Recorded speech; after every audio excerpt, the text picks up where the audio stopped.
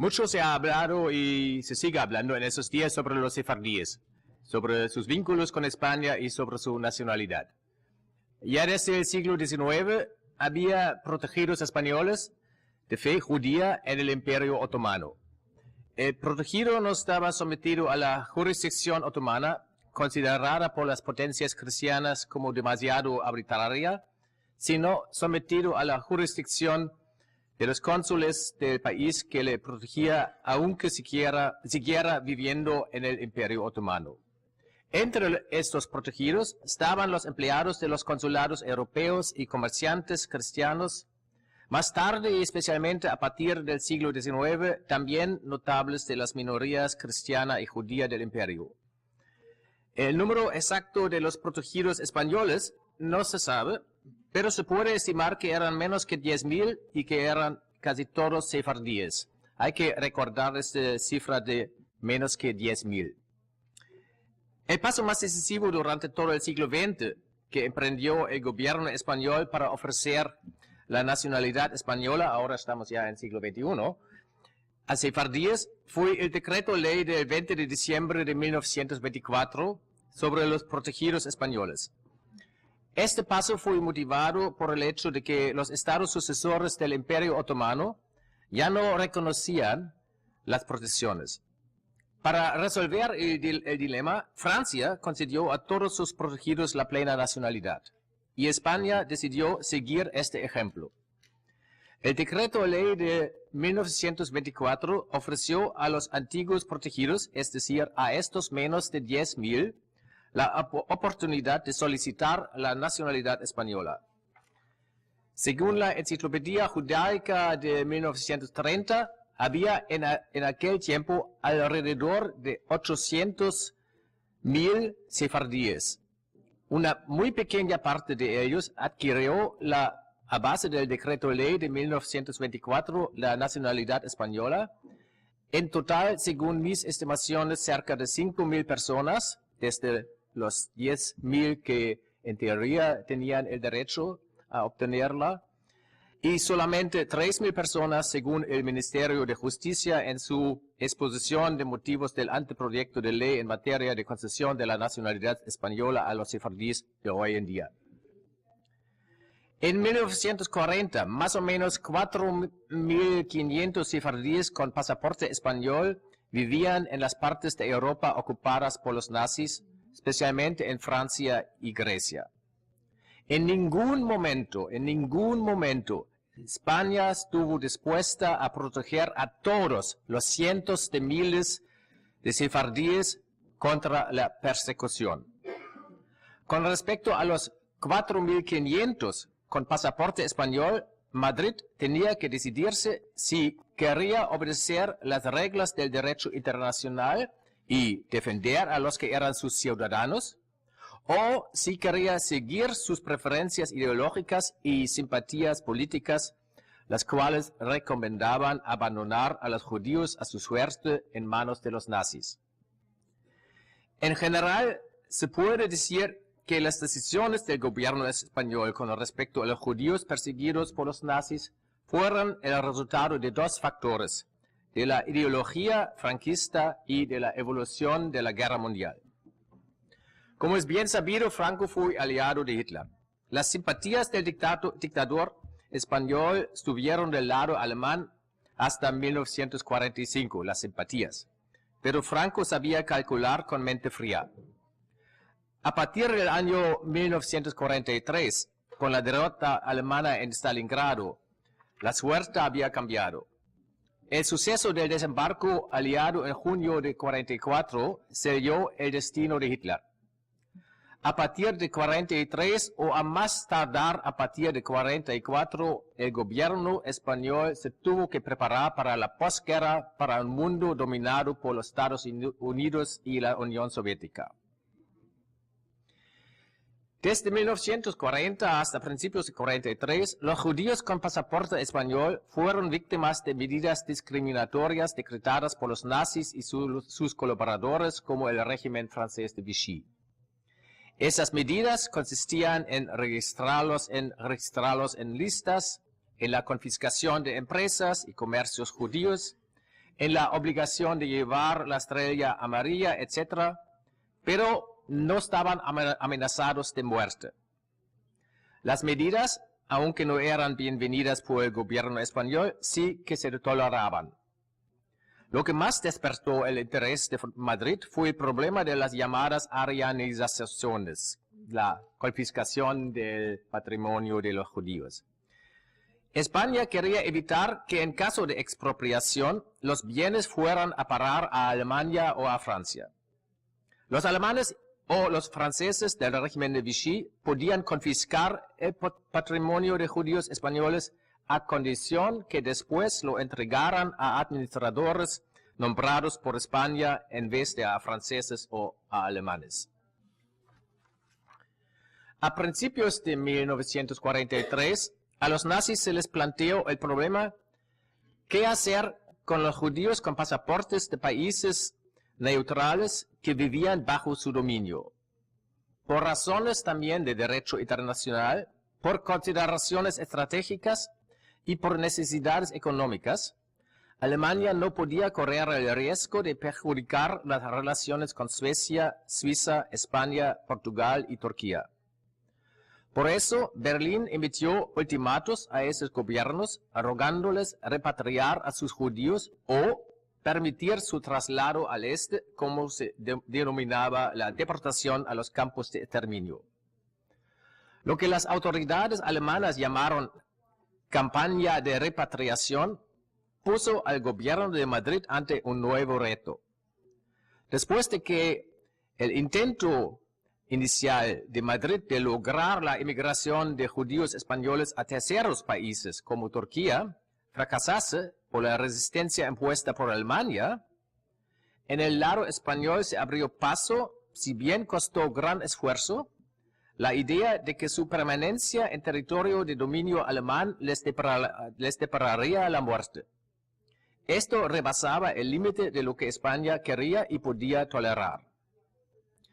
Los motivos para el cambio en la postura del gobierno de Franco son complejos. Un motivo era que la defensa de la soberanía nacional prohibía autorizar que un país extranjero asesinase a ciudadanos españoles. Otro motivo para que el gobierno de Franco finalmente sí se comprometiera en beneficio de los judíos españoles estuvo relacionado con consideraciones diplomáticas. Se temía una opinión pública todavía más hostil, sobre todo en los Estados Unidos, y en consecuencia un perjuicio para las relaciones económicas exteriores si España no protegía de la deportación a sus judíos residentes en territorio de ocupación alemana.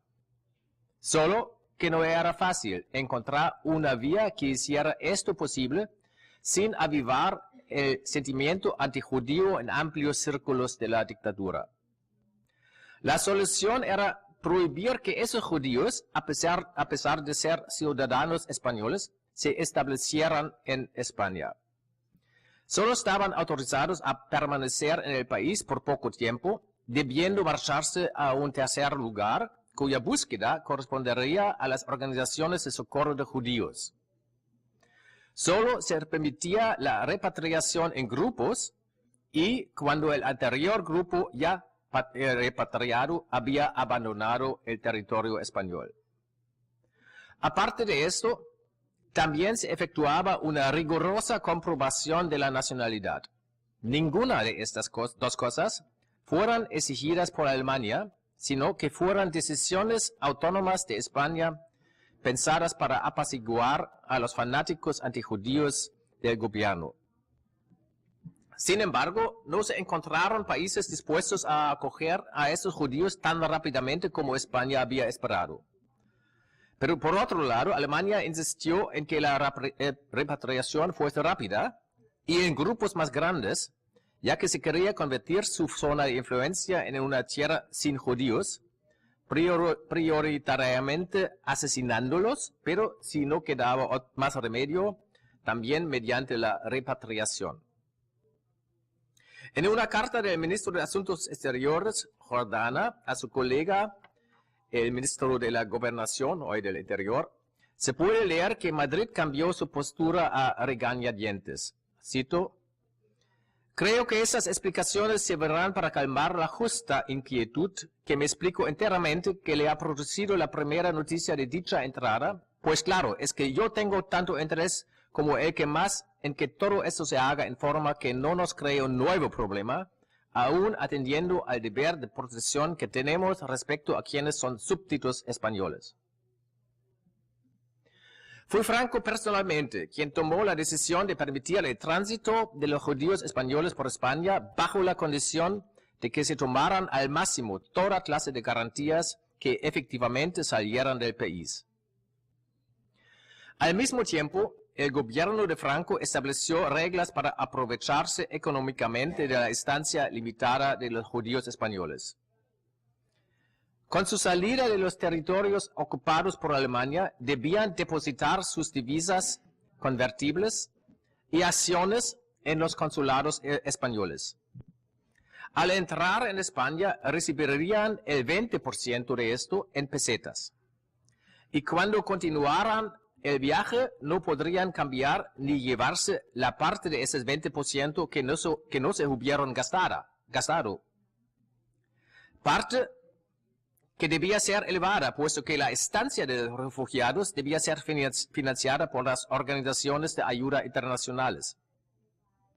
El 80% restante no lo recibían hasta que abandonaban España. En el documento mencionado se lee de forma bastante franca: de esta manera se les coacciona para que salgan de España, se les obliga a dejar en España el 20% de su fortuna, sea gastándola o sea en pesetas bloqueadas, y se beneficia el Instituto de Moneda con las divisas equivalentes a estos 20%.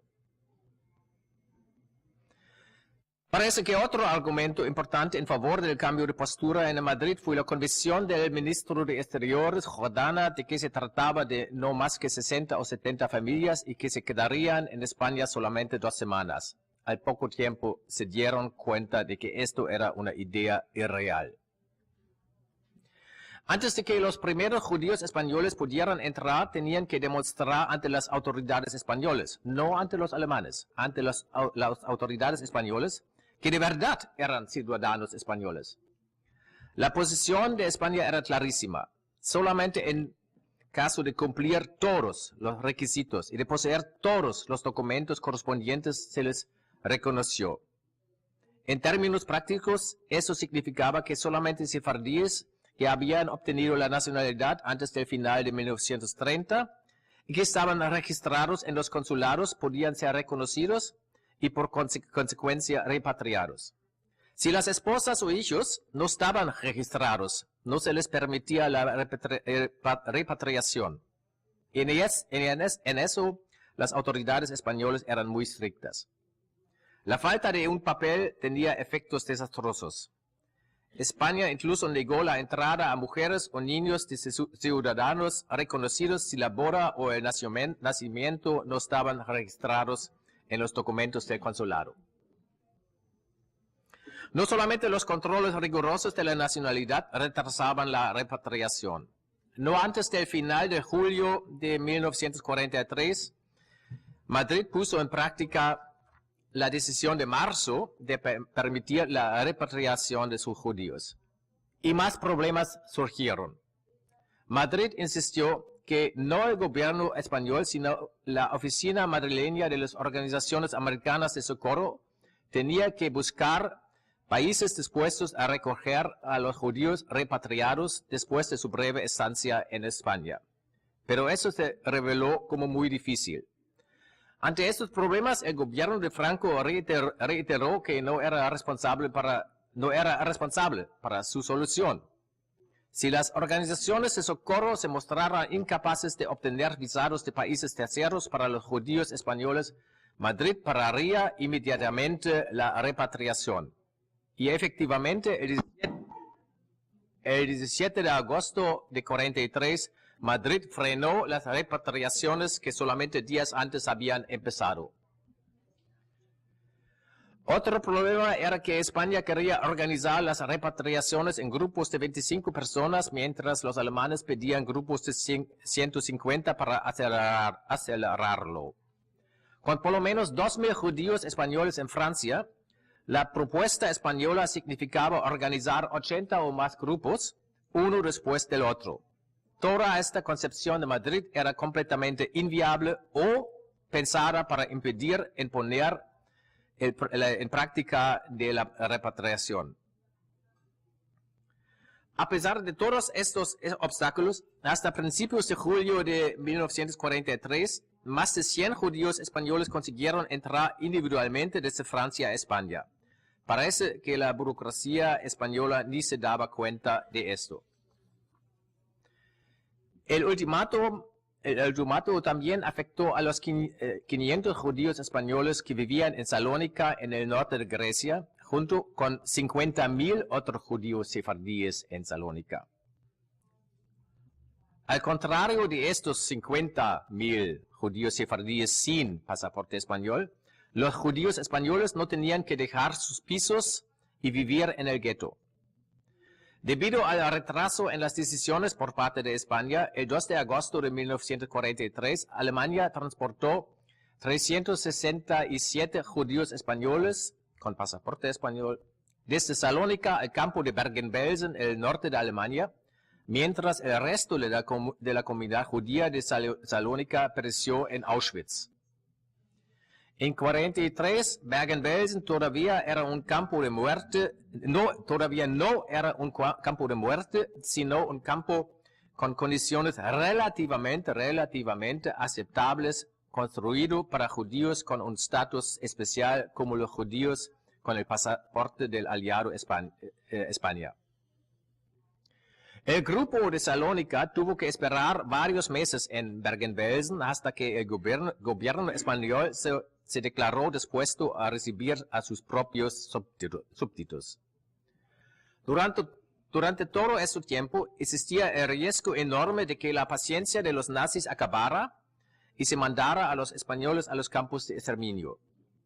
Finalmente, a principios de febrero de 1944, los judíos españoles de Salónica pudieron entrar en España por el puesto fronterizo de Portbou.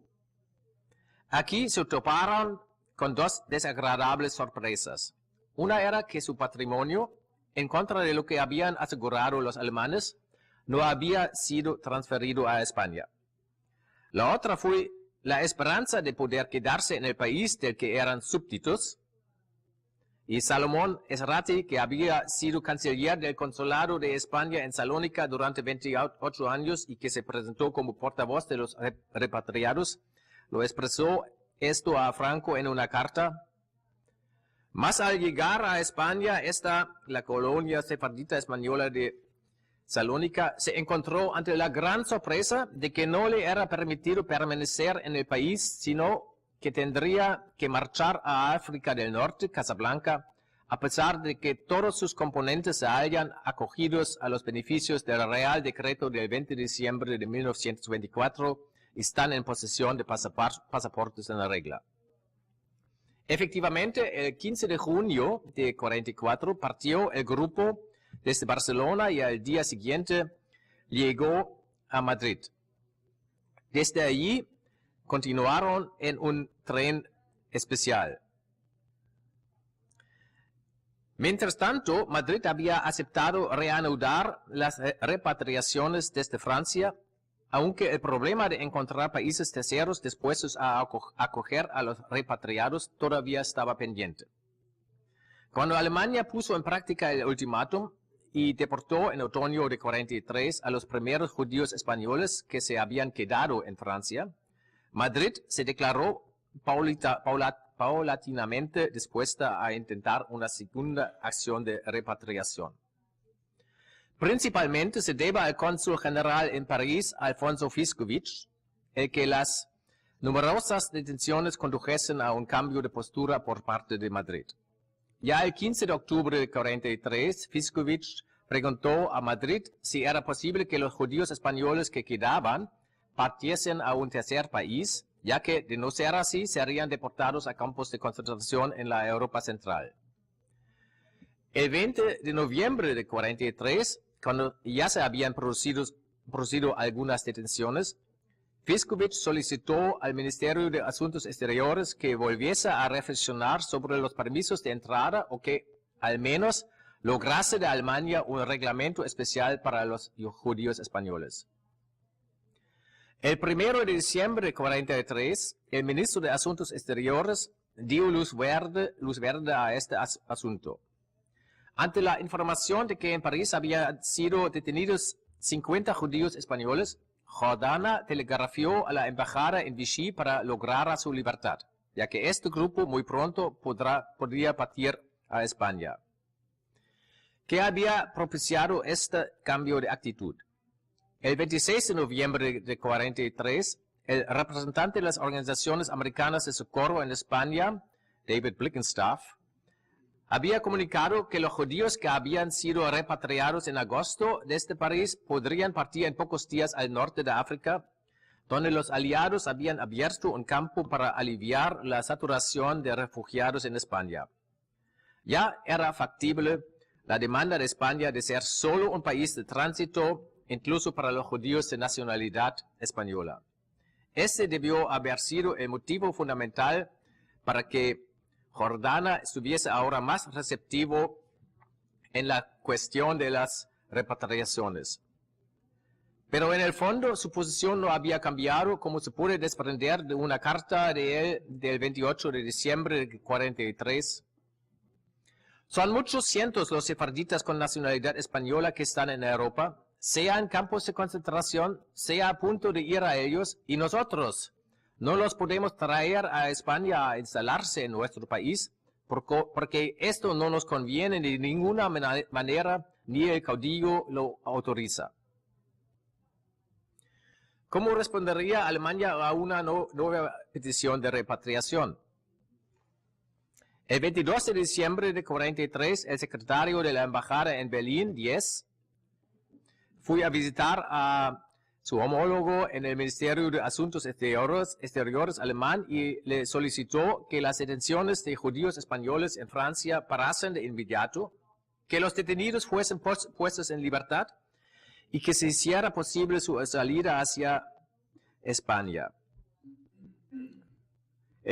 Ahora cito, el gobierno español está dispuesto de ahora en adelante a recibir en España definitivamente a todos los judíos españoles procedentes de los territorios por Alemania. Pero el funcionario alemán se negó. En el documento alemán se puede leer, el señor Diez respondió que esta respuesta causaría gran inquietud en Madrid. Él debía llamar mi atención insistentemente sobre las consecuencias. Ante estas amenazas, Berlín aceptó intervenir en favor de la salida de los judíos españoles de Francia que aún no habían sido deportados al este. Para eso escribió el Ministerio de Asuntos Exteriores alemán a Eichmann, el organizador de la solución final, y le preguntó si de los judíos españoles que fueron detenidos en Francia, todos o por lo menos una parte, seguía estando disponibles para expulsarlos a España, es decir, que todavía vivían. El 27 de diciembre de 1943 se informó desde Berlín a la Embajada de Alemania en Madrid que sería ordenada la repatriación de los judíos españoles detenidos en el sur de Francia. Pero la evacuación desde el norte de Francia ya no era posible, puesto que ya se habían llevado a cabo la mayoría de los transportes a los campos de trabajo. En este telegrama se dejaba claro el disgusto que tenían los diplomáticos de la Wilhelmstraße de Berlín con los vaivenes de la actitud de España. No obstante, la actitud enérgica, ahora en este momento enérgica, de España logró, a pesar del final del plazo y pese a que la solución final estaba en plena marcha, que el gobierno alemán, por respeto a su importante socio estratégico y económico, autorizara una nueva ola migratoria. Si España se hubiese decidido antes, las detenciones que se produjeron entre tanto podrían haberse evitado. Un gran número de judíos españoles quedó sin protección, sobre todo en Francia. Las rigurosas comprobaciones de la nacionalidad solo fueron superadas por una quinta parte de los judíos españoles que residían allí, en Francia, en 1940. En Grecia, el porcentaje se situó por encima de los 2/3. Casi todos los judíos españoles residentes en Francia habían emigrado allí a principios de siglo desde los países independizados del Imperio Otomano o eran hijos de los inmigrados. En el nuevo entorno se había debilitado su contacto con los consulados españoles, ya que parecía que la producción de estos ya no urgía tanto como en el país de procedencia, y esto condujo a la negligencia en algunas exigencias burocráticas. España no estuvo dispuesta a pasar por alto generosamente esa circunstancia. Y incluso después de la Guerra Mundial y conociendo la realidad horrible del Holocausto, España se negó a acoger a los judíos españoles. El 12 de mayo de 1945, el cónsul de España en Bruselas informó al Ministerio de Asuntos Exteriores que 5 sefardíes españoles recién liberados del campo de concentración de Bergen-Belsen querían irse a casa a sus parientes a España. La respuesta del ministerio, escrita a mano como nota marginal en el telegrama, decía: de orden del señor ministro que se les den toda clase de facilidades, incluso de dinero, pero que no vengan a España. Muchas gracias.